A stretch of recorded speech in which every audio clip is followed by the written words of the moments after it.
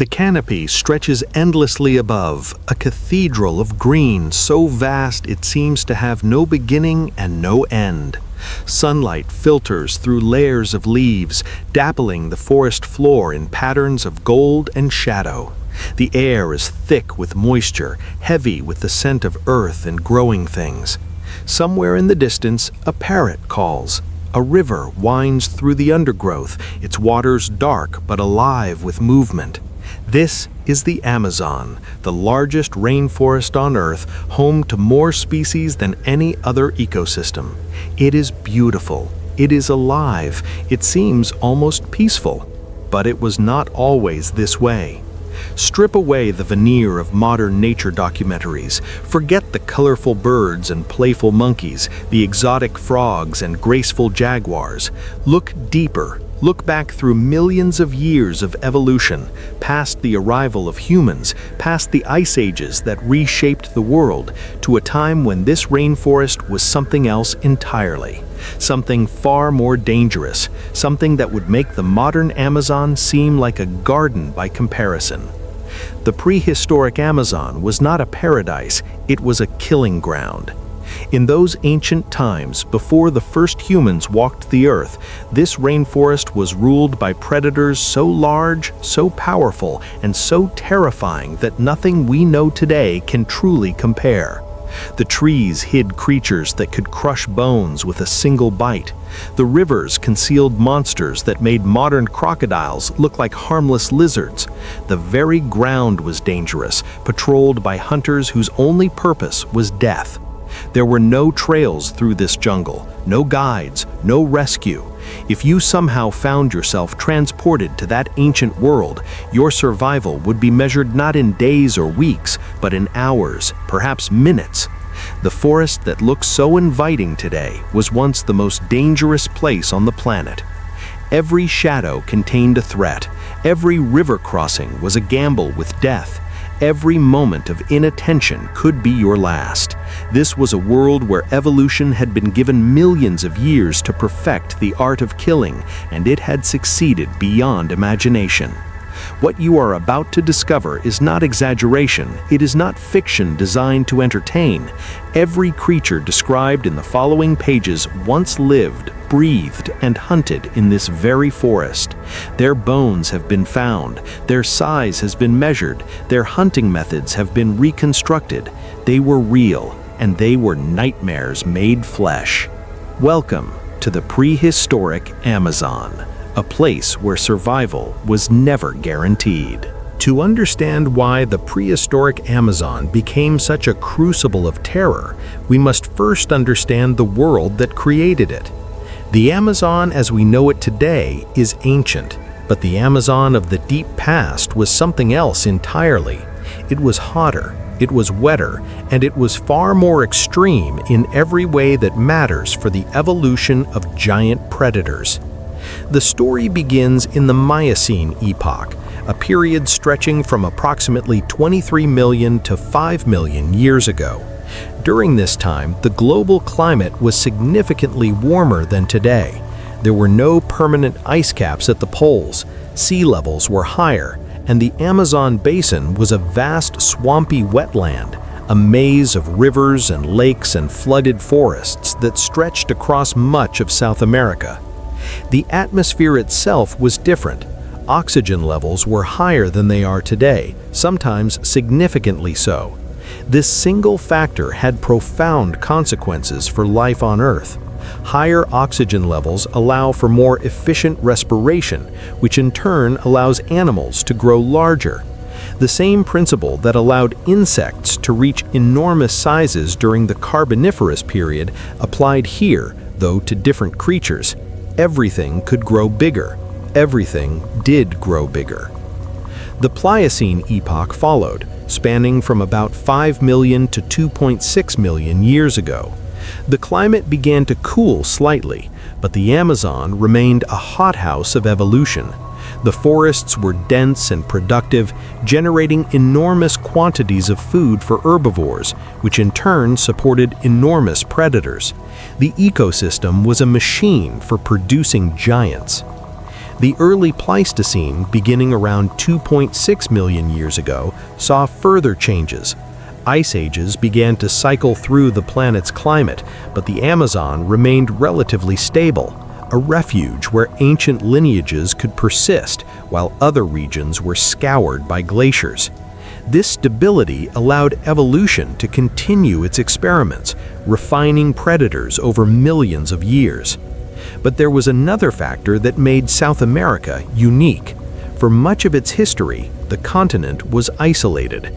Before the formation of the Isthmus of Panama around 3 million years ago, South America was an island continent, separated from North America by open ocean. This isolation lasted for tens of millions of years, and during that time, evolution proceeded on its own path.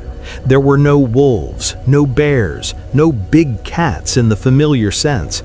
Instead, South America developed its own apex predators, creatures that evolved without competition from the placental carnivores that dominated other continents. This was evolution without limits. Without external competition, species could specialize in ways that would have been impossible elsewhere. Herbivores grew enormous because there was abundant food and few constraints on size. Predators grew equally enormous because their prey required massive hunters to bring them down. The result was an arms race that lasted millions of years, each side escalating until the Amazon was home to creatures that seemed almost impossible. The rule of this ancient forest was simple. If you were not dangerous, you did not last. The meek did not inherit this earth, they were consumed by it. Every successful lineage was successful because it could either kill effectively or avoid being killed effectively. There was no middle ground, there was no peaceful coexistence, there was only the endless, brutal calculus of predator and prey. This was the world that produced the monsters we are about to meet. A world where heat and oxygen and isolation combined to create the ultimate laboratory for evolving giants. A world where the Amazon was not a destination for adventurers, but a death sentence for anything unprepared. The stage is set. The players are waiting. Let us now meet the creatures that made this forest a nightmare. Before we can understand the predators of the prehistoric Amazon, we must first understand their prey, because the herbivores of this ancient world were not the gentle, modest creatures we might imagine. They were giants in their own right, massive animals whose size alone suggests the terrifying scale of the hunters that brought them down. Consider the giant ground sloths. Modern sloths are small, slow, and almost comically harmless. They hang from trees and move at a pace that makes watching grass grow seem exciting. Their prehistoric relatives were something else entirely. Megatherium, the largest of the ground sloths, stood over 20 feet tall when reared up on its hind legs and weighed as much as 4 tons. It was roughly the size of an elephant. Its claws, which in modern sloths are used merely for gripping branches, were massive curved weapons, each one capable of disemboweling a careless predator. Megatherium did not climb trees. It was too big. Instead, it pulled trees down to reach the leaves, reshaping the forest itself through the simple act of feeding. And Megatherium was not alone. Other ground sloths, including Erematherium and Lestodon, were nearly as large. These animals moved through the prehistoric Amazon in herds, their massive bodies crashing through the undergrowth, their deep calls echoing through the forest. They were not fast, but they did not need to be fast. Their size was their defense, or so they thought. Then there were the Glyptodons. Imagine an armadillo the size of a Volkswagen Beetle. Imagine that armadillo encased in a dome of bone and keratin so thick that few predators could penetrate it. Imagine a tail tipped with a bony club that could shatter leg bones with a single swing. That was a Glyptodon. These armored giants were living tanks, their bodies protected by shells that weighed hundreds of pounds. They grazed on vegetation, confident in their protection, their small heads and short legs seemingly inadequate for such massive bodies. But the shell was everything.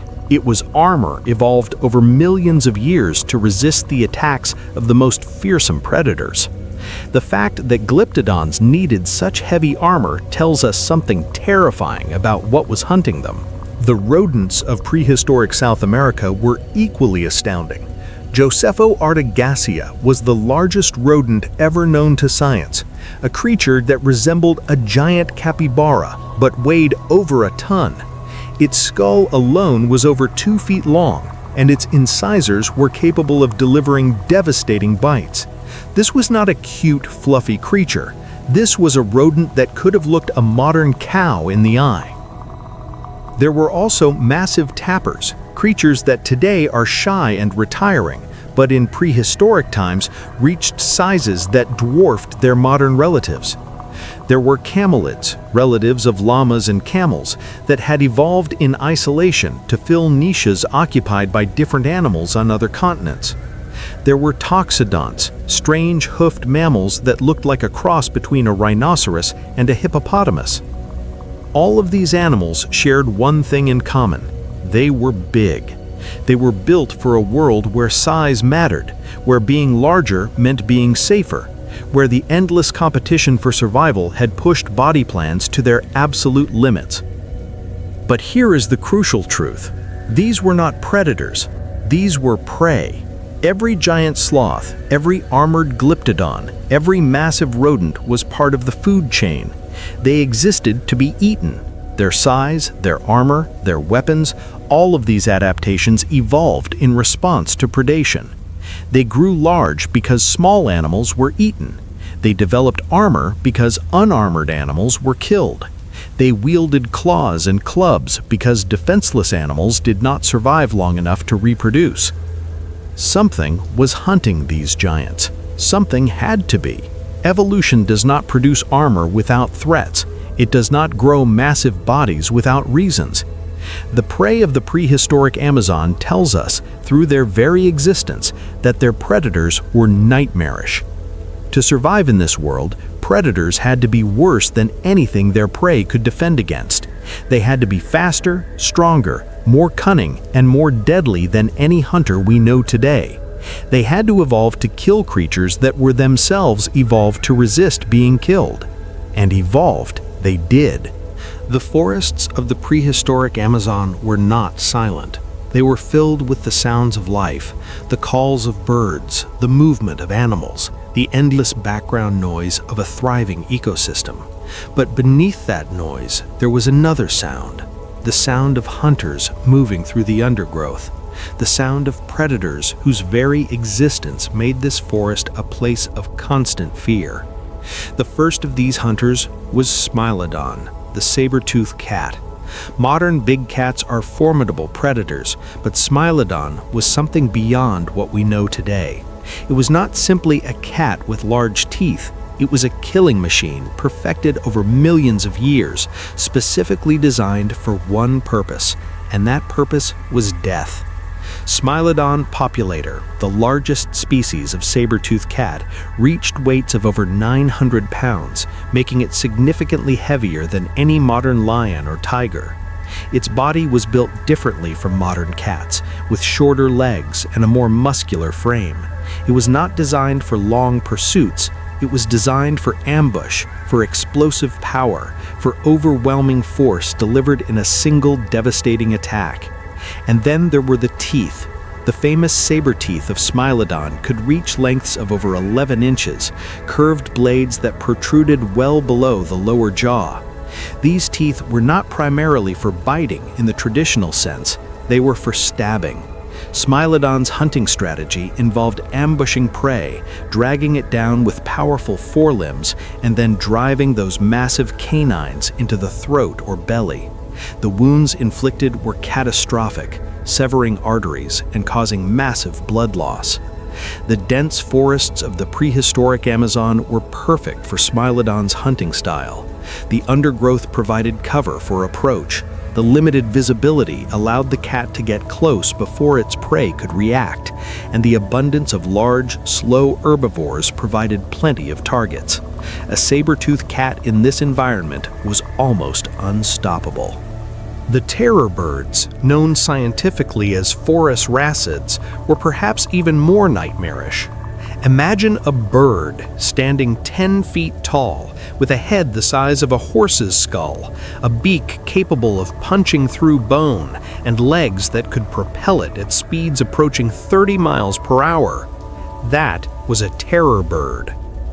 These creatures were the dominant predators of South America before the arrival of mammalian carnivores from North America. They evolved from smaller bird ancestors over tens of millions of years, filling the ecological niche that in other continents was occupied by large cats or wolves. But unlike mammals, terror birds had certain advantages that made them particularly terrifying. Their speed was exceptional. Those long, powerful legs could cover ground faster than almost any prey animal. Their vision was acute, far superior to that of mammals, allowing them to spot movement from great distances. And their beaks were weapons of remarkable efficiency. The beak of a terror bird was hooked and reinforced, designed for a specific killing method. Unlike modern birds of prey which use their talons, terror birds killed with their beaks. They would chase down prey, knock it over with a powerful kick, and then deliver repeated strikes to the head and neck. The force of these strikes was comparable to being hit with a pickaxe.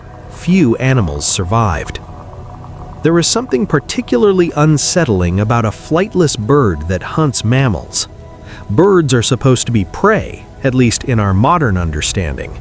We are accustomed to hawks and eagles that might threaten small animals, but pose no danger to anything larger than a rabbit. The terror birds inverted this expectation. They were the hunters, and mammals were the hunted. Then were the snakes. Before titanoboa, which we will discuss at length shortly, there were other giant constrictor snakes in the prehistoric Amazon. These relatives of modern boas and anacondas reached lengths of 20 feet or more, though not approaching titanoboa's extreme dimensions. But even at these sizes, they were formidable hunters. Giant constrictors hunt through ambush and overwhelming force. They wait, motionless, often partially concealed in vegetation or water, until prey passes within striking distance. The strike is faster than the human eye can follow. The coils wrap around the prey before it can react, and then the killing begins. Constriction is not suffocation in the traditional sense. The snake does not simply squeeze until its prey cannot breathe. Instead, it applies pressure that restricts blood flow to the heart and brain. Each time the prey exhales, the coils tighten, preventing inhalation. Within minutes, the heart stops from the combined pressure and lack of oxygen. It is a silent, methodical death. In the rivers and swamps of the prehistoric Amazon, these snakes were constant threats. They could strike from the water, pulling animals under before they could react. They could drop from trees onto passing prey. They could wait with infinite patience for the perfect moment to attack. And when that moment came, there was no escape. The land predators of the prehistoric Amazon were diverse, specialized, and terrifying. Saber-toothed cats lurked in the forest shadows. Terror birds stalked the clearings and forest edges. Giant snakes waded in the rivers and trees. There was no safe habitat, no refuge from predation, no strategy that guaranteed survival.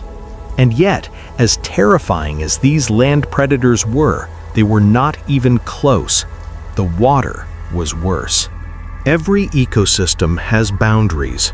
In the modern world, we think of rivers as barriers, as obstacles that predators cannot easily cross. We imagine that water provides safety, that diving into a river means escaping the hunters on land. In the prehistoric Amazon, this assumption was not just wrong, it was fatal. The waterways of the ancient Amazon were not the rivers we know today. They were vast, sprawling systems that covered much of the landscape. During wet seasons, the forests flooded for months at a time, transforming dry land into shallow lakes and swamps. Even during dry seasons, the rivers were wider, deeper, and more numerous than their modern counterparts. Water was everywhere, and in that water, things waited. The most terrifying of these aquatic predators was Prehistoric, a giant caiman that makes modern crocodilians seem almost friendly by comparison. Modern caimans in the Amazon can reach lengths of 15 feet and are capable of taking large prey. Prehistoric reached lengths of over 40 feet. It weighed approximately 8 to 10 tons, making it one of the largest crocodilians ever to exist. To understand what this means, imagine a predator longer than a school bus, with jaws capable of generating bite forces that exceeded even the mighty Tyrannosaurus rex. Imagine that predator lurking in water that victims had no choice but to cross. Imagine eyes and nostrils barely visible above the surface, watching, waiting, as a giant ground sloth waded into the shallows to drink. Prehistoric did not chase its prey the way land predators do. It waited. Crocodilians are ambush specialists, capable of remaining motionless for hours, sometimes days, until prey comes within striking distance. When they attack, the strike is explosive. The jaws close with crushing force. The prey is dragged underwater where it drowns before it can be consumed. The bite force of Prehistoric has been estimated at over 20,000 pounds per square inch. This is sufficient to crush bone, to punch through the armored shells of glyptodons, to destroy virtually any defense that prey might possess. A single bite from Prehistoric was not a wound, it was annihilation. The territorial behavior of Prehistoric would have made the rivers of the prehistoric Amazon into gauntlets of death. Modern crocodilians are fiercely territorial, defending stretches of river against all intruders. A 40-foot caiman would have claimed vast territories, and any animal entering those territories was potential prey. Crossing a river in the prehistoric Amazon meant passing through the hunting grounds of one or more giant caimans. Many animals did not survive the crossing. But Prehistoric was not the only danger in the water. The rivers of the prehistoric Amazon also contained massive predatory fish, creatures that have left fossil evidence of their hunting prowess. These fish, related to modern piranhas and their relatives, grew to sizes that seem almost impossible. Some reached lengths of over 6 feet, with jaws lined with serrated teeth designed for cutting flesh. Modern piranhas are dangerous in groups, capable of stripping prey to bone in minutes through collective feeding. Their prehistoric relatives were dangerous individually. A single bite from one of these giant predatory fish could sever limbs, tear through muscle, and cause catastrophic blood loss. And unlike caimans, which waited in ambush, these fish actively hunted, patrolling the rivers in search of prey. The combination of giant caimans and predatory fish made the waterways of the prehistoric Amazon uniquely dangerous. There was no safe way to cross a river. Swimming invited attack from below. Wading through the shallows meant entering the strike zone of lurking caimans. Even standing at the water's edge was dangerous, as caimans were perfectly capable of lunging onto land to seize prey. For the herbivores of the prehistoric Amazon, water was not a refuge, it was a killing ground. Every drink of water, every river crossing, every flooded forest was an encounter with death. The animals that survived were those that developed strategies to minimize time in the water, but no strategy could eliminate the risk entirely. Crossing a river was often a death sentence. The land predators were terrifying enough. The saber-toothed cats and terror birds and giant snakes made the forests dangerous beyond modern imagination. But the water was worse. The water contained predators that were larger, more powerful, and more patient than anything on land. The water was where the true monsters lived. And among those monsters, there was one that stood above all others, one creature that represented the absolute pinnacle of prehistoric Amazon terror, one predator so large, so powerful, and perfectly adapted for killing that nothing in its environment could challenge it. Its name was Titanoboa, and it was the embodiment of fear itself. There is something primal about our fear of snakes. It is written into our DNA, a response that predates humanity itself. Our ancestors, small mammals living in a world ruled by reptiles, learned to fear snakes over millions of years. That fear served them well, it kept them alive. And if they could have seen Titanoboa, they would have understood exactly why that fear was justified. Titanoboa cerrejonensis lived approximately 60 to 58 million years ago in the Paleocene epoch, shortly after the extinction of the dinosaurs. This places it slightly earlier than some of the other creatures we have discussed, but it remains the most spectacular example of what the prehistoric Amazon could produce. And even millions of years later, the conditions that created Titanoboa persisted, supporting other giant snakes that, while smaller, were still far beyond anything alive today. The dimensions of Titanoboa are difficult to comprehend without comparison. This snake reached lengths of 42 to 50 feet. Its body, at its widest point, was over 3 feet in diameter. It weighed approximately 2,500 pounds. These are not exaggerations. These are conservative estimates based on fossil vertebrae recovered from what is now Colombia. To understand the scale, imagine a school bus. Titanoboa was longer. Imagine the trunk of a large tree. Titanoboa was that thick. Imagine trying to wrap your arms around something 3 feet wide and realizing that your hands would not even come close to meeting. That was the body of this snake. The climate that produced Titanoboa was the same hothouse climate that defined the prehistoric Amazon. Higher temperatures meant higher metabolic rates were possible for cold-blooded animals.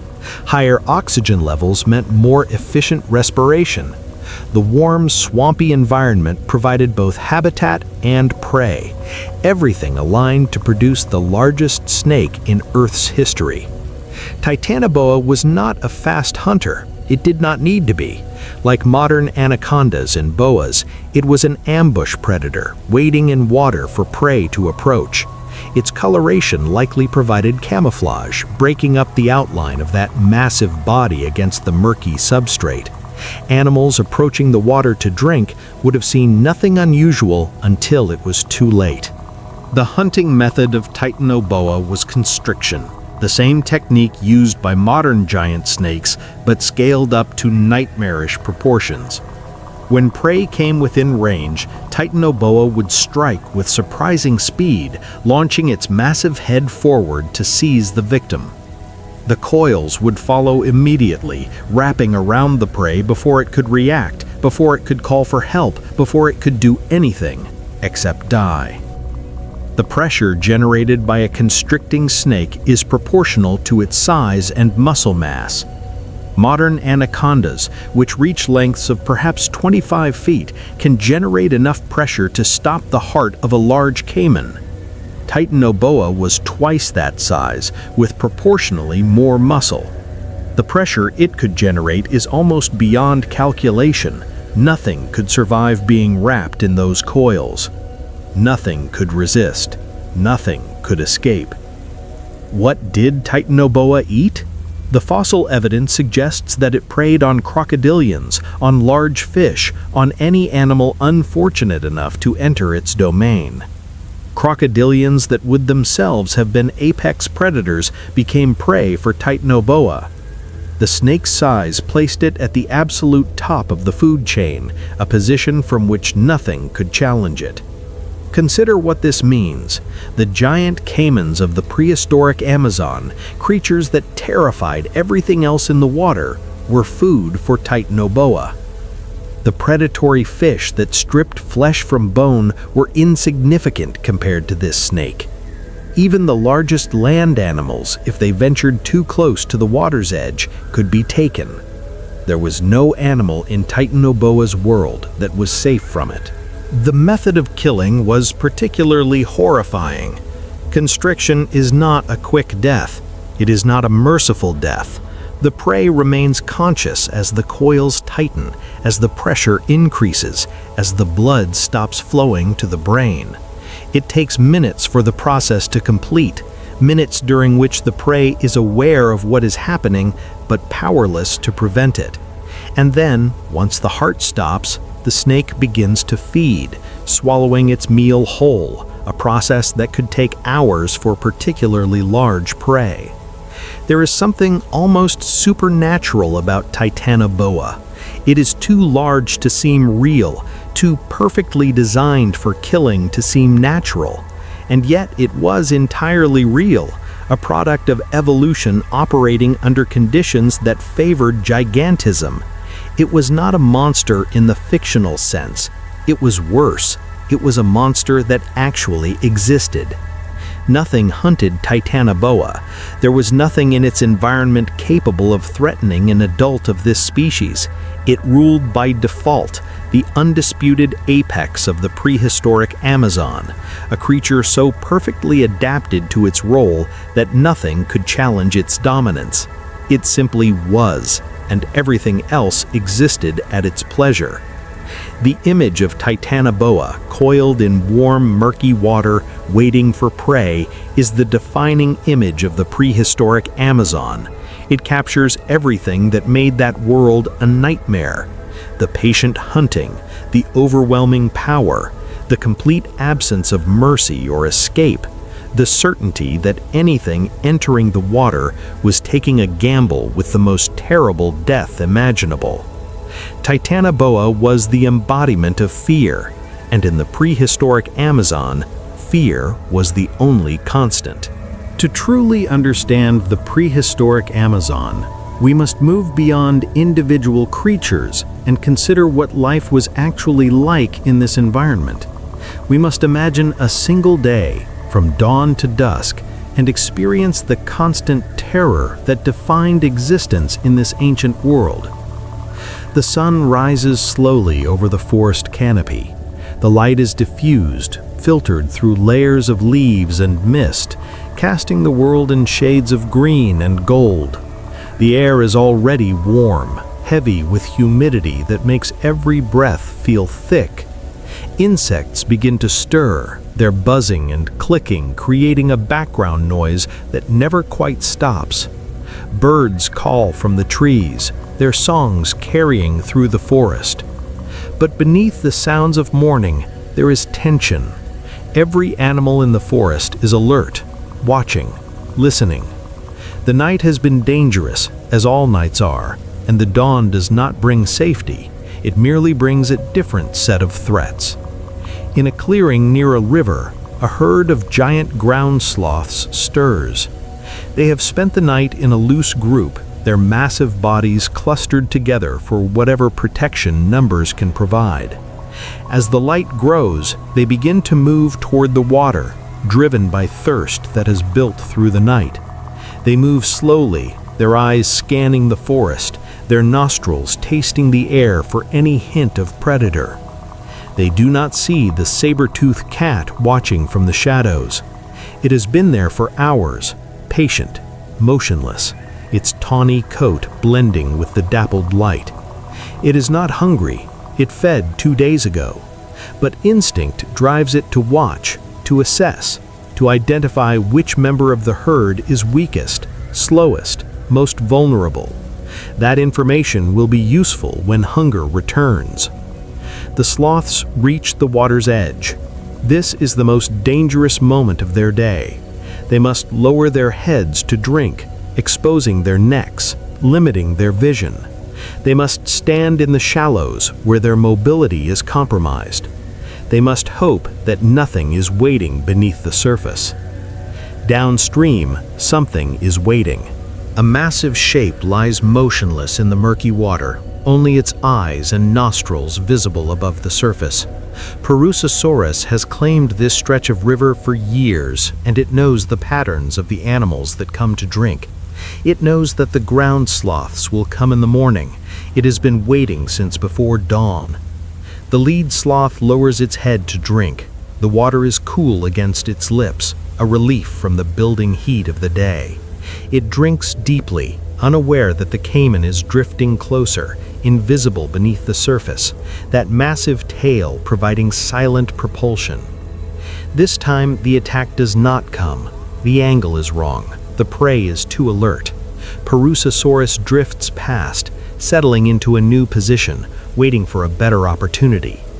The sloths finish drinking and retreat from the water's edge, their vulnerability lasting only minutes but feeling like hours.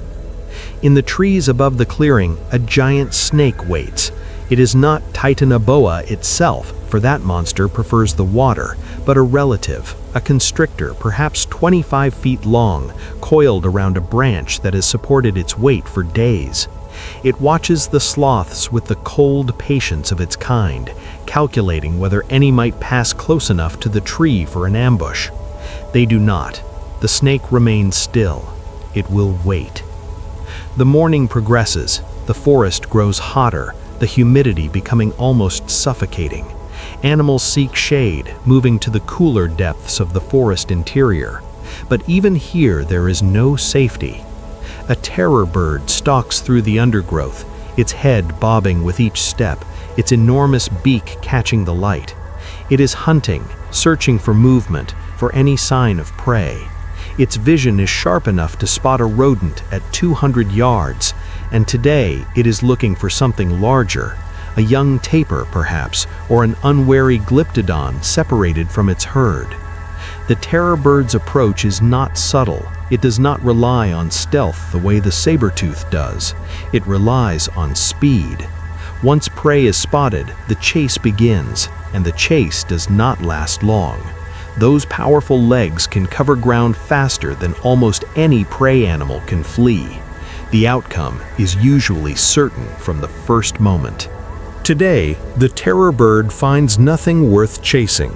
It moves on, its territory extending for miles, its hunger patient but persistent. Tomorrow, or the next day, it will find prey. It always does. By midday, the forest has reached peak heat. Animals are at their most sluggish, seeking rest in whatever shade they can find. Even the predators are quiet, their metabolisms slowed by the oppressive warmth. This is the closest thing to peace that the prehistoric Amazon offers. But peace is relative. In the rivers and swamps, the cold-blooded predators are at their most active. Warm water means fast metabolism for crocodilians and snakes. It means increased hunting activity. It means death for anything foolish enough to enter the water during the hottest hours. Titanoboa stirs in a backwater lagoon. It is not fed in weeks, but this is not unusual. A meal of its size can sustain the giant snake for months. Still, the warmth has awakened hunger, and Titanoboa begins to move, its massive body gliding through the water with deceptive grace. It is searching, not for anything specific, but for opportunity. And in this forest, opportunity always comes. The afternoon brings clouds, building towers of moisture that will soon release their burden as rain. The forest grows darker, the light taking on a greenish quality that makes distances deceptive. Animals begin to move again, taking advantage of the cooler temperatures to forage before nightfall. But the approaching storm brings its own dangers. Flooded forest will change the landscape overnight, opening new waterways and closing old paths. The boundaries between safe ground and dangerous water will shift unpredictably. Animals that memorized the locations of safe river crossings will find those crossings submerged or moved. The chaos of the flood will provide opportunities for predators. As the rain begins, the forest fills with sound. Droplets striking leaves create a continuous roar that masks other noises. Movement becomes harder to detect. Scent trails are washed away. The advantage shifts to predators that rely on ambush rather than tracking. The saber-toothed cat begins to move. Rain is good for hunting. Prey is distracted, focused on finding shelter. The background noise covers the sound of approach. The cat moves through the forest with lethal purpose, no longer merely watching, but actively seeking a kill. Night falls, though in the storm, the transition is nearly invisible. The darkness is total beneath the canopy, and animals that survive must navigate by sound and smell and memory. The predators of the night are different from those of the day. Giant snakes are more active. Caimans patrol their territories with increased aggression. Somewhere in the darkness, a scream cuts through the rain. A prey animal has been caught, is being killed, is dying. The sound lasts only seconds before stopping abruptly. The forest takes no notice.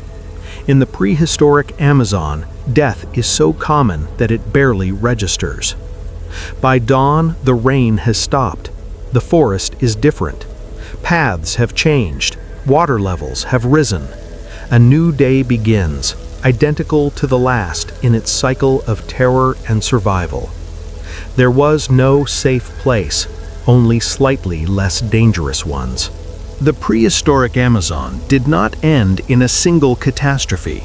There was no asteroid, no volcanic eruption, no sudden extinction event.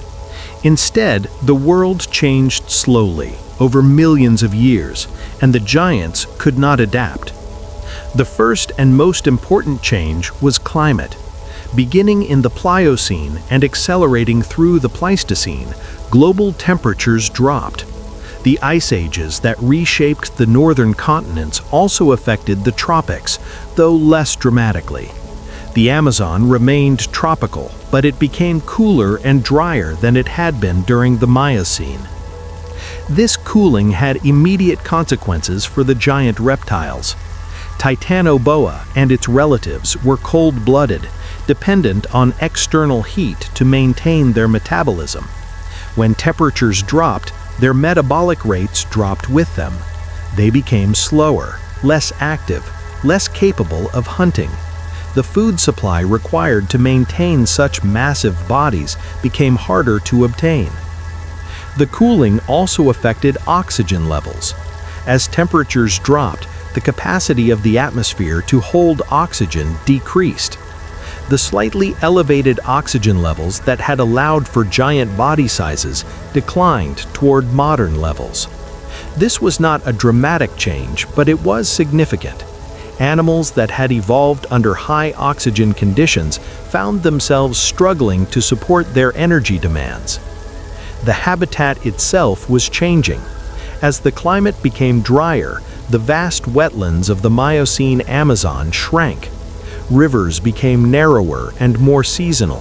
Flooded forests gave way to drier terrain. The aquatic habitat that Titanoboa and Purosaurus depended on contracted, fragmenting into smaller and smaller patches. For the giant predators, these changes were catastrophic. Their size, which had been their greatest advantage, became their greatest liability. A 40-foot snake requires enormous quantities of food. A 40-foot caiman requires vast territories. As the ecosystem shrank, the resources needed to support these giants became insufficient. They starved. Then came the arrival of new competitors. When the Isthmus of Panama formed around 3 million years ago, it created a land bridge between North and South America. For the first time in tens of millions of years, animals could move between the continents. And move they did. From North America came the placental carnivores that had evolved in competition with each other for millions of years. Bears, dogs, and cats entered South America, bringing hunting strategies and competitive abilities that the native predators had never faced. The terror birds, which had dominated as apex predators, suddenly found themselves in competition with saber-toothed cats and other mammalian carnivores. Many of the endemic South American predators did not survive this competition. The terror birds, once rulers of the land, declined and eventually went extinct. The native predatory mammals, odd lineages that had evolved in isolation, were outcompeted by the more efficient placental carnivores from the north. And then, much later, came the most dangerous invasive species of all. Humans arrived in South America perhaps 15 to 20,000 years ago, spreading south from their crossing of the Bering Land Bridge. They brought with them technologies that no prey animal had ever faced, including fire, projectile weapons, and cooperative hunting strategies that could bring down any animal, no matter how large. The arrival of humans coincided with and likely contributed to the final extinction of the remaining megafauna. The giant ground sloths, the glyptodons, the massive camelids, all disappeared within a few thousand years of human arrival. Whether this was due to hunting, habitat modification, or some combination of factors, the result was the same. The giants were gone. The Amazon that remained was still dangerous. It was still home to jaguars and anacondas and caimans, but these modern predators were shadows of their ancestors. The largest anacondas today reach perhaps 25 feet, half the length of titanoboa. The largest caimans today reach perhaps 15 feet, a fraction of Purosaurus's size. The scale of terror had diminished. The giants vanished because the world that created them vanished. They were too specialized, too dependent on specific conditions that no longer existed. They required too much food, too much territory, too much of everything. When the ecosystem could no longer provide these resources, the giants had no alternatives. They simply died. Smaller, smarter species survived. Animals that could adapt to changing conditions, that could exploit new food sources, that could reproduce quickly enough to recover from setbacks. These were the inheritors of the Amazon, the creatures that still live there today. The age of giants was over, and it would never return. The modern Amazon is still dangerous. This is not nostalgia for a lost world, but simple fact. The rainforest that covers much of South America today is home to predators that would kill an unprepared human without hesitation, to diseases that modern medicine still struggles to treat, to conditions that can turn fatal in hours. Anacondas still patrol the rivers. They are smaller than their prehistoric ancestors, but a 20-foot snake is still capable of killing a full-grown person. Black caimans still lurk in the waterways, reaching lengths of 15 feet and possessing the same patient ambush strategy that Purosaurus perfected millions of years ago. Jaguars still stalk the forest, pound for pound the strongest of all big cats, their bite capable of crushing skulls with ease. Piranhas swarm in the rivers. Poison dart frogs advertise their toxicity with brilliant colors. Venomous snakes weed coiled beneath leaves. Parasites and pathogens find hosts with ruthless efficiency. The Amazon remains one of the most challenging environments on Earth for any species not specifically adapted to it. But the modern Amazon is a shadow of what once was. The scale of danger has diminished. The apex predators of today, formidable as they are, cannot compare to the giants of the past. An anaconda is dangerous. Titanoboa was apocalyptic. A caiman is a threat. Purosaurus was annihilation. The echoes of the prehistoric Amazon live on in its modern inhabitants. The anaconda is a direct descendant of the giant constrictors that hunted the Miocene waterways. The caiman carries the genetic legacy of Purosaurus. The jaguar, though it arrived from North America relatively recently, has adapted to fill the ecological role once occupied by the saber-toothed cats. Evolution has not stopped, but it has been constrained. The conditions that produced giants no longer exist. What remains is a rainforest that covers approximately 2.7 million square miles, home to an estimated 10% of all species on Earth. It is the largest tropical rainforest on the planet, but it is shrinking. Human activity has removed approximately 17% of the Amazon's forest cover in the last 50 years. The destruction continues. In a sense, the same forces that ended the age of giants are still at work. Habitat loss, climate change, the arrival of invasive species. The ecosystem that once supported titanoboa is still shrinking, still fragmenting, still being pushed toward a future that may support fewer and smaller predators. The rainforest did not become safer, it simply became smaller. We often imagine prehistoric worlds as places of wonder, as periods of Earth history that produced magnificent creatures worthy of awe. And they were, but they were also places of horror, environments so dangerous that survival was a constant struggle, death was an ever-present companion, and fear was the only rational response to existence. The prehistoric Amazon was such a place. It was not a paradise filled with exotic creatures living in harmony. It was a killing ground where evolution had perfected the art of death over millions of years. Every shadow contained a threat, every river hid a monster, every moment of inattention could be fatal. Today, we visit the Amazon as tourists, as researchers, as adventurers seeking something wild and untamed. We see the beauty of the forest, the incredible diversity of life, the complexity of an ecosystem that has evolved over millions of years. And we are right to be amazed. But we should also remember what came before. We should remember titanoboa coiled in warm water, waiting for prey. We should remember Purosaurus lurking at river crossings, patient as only a reptile can be.